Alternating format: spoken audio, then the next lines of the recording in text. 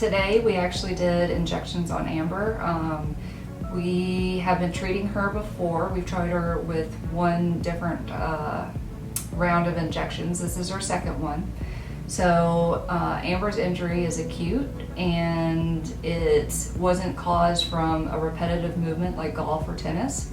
So her injury, because of the location and the previous injection, we are going to do it a little differently this time. We always use lidocaine because lidocaine will go in there and make the muscles release that are in spasm. If the muscles are in spasm, then the PRP, Platelet Rich Plasma, cannot get in there and fix the problem. So I always use lidocaine before just to relax that area so it can get in and do what it needs to do.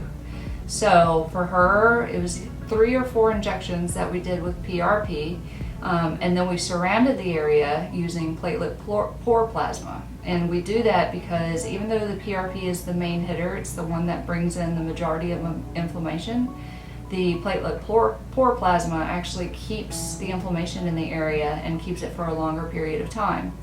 So we injected the surrounding area with the platelet pore, and then after probably a minute or so, she felt just fine and got up and went back to work.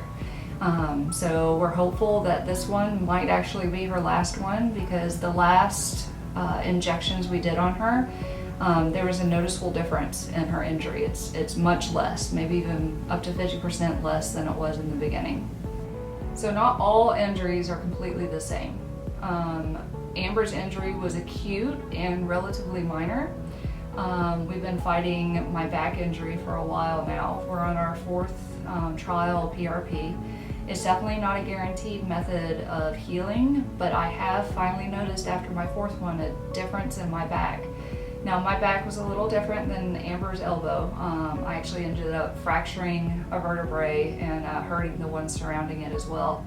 So it's been about a year since my injury. We've done 4 treatments of PRP, and we plan on doing a full year's worth of treatment every 2 to 3 months. So I'm finally starting to feel a difference, so I'm super excited about that.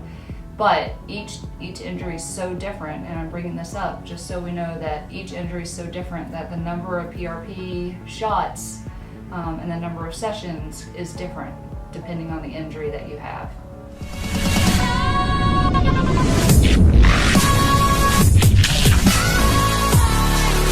Wow.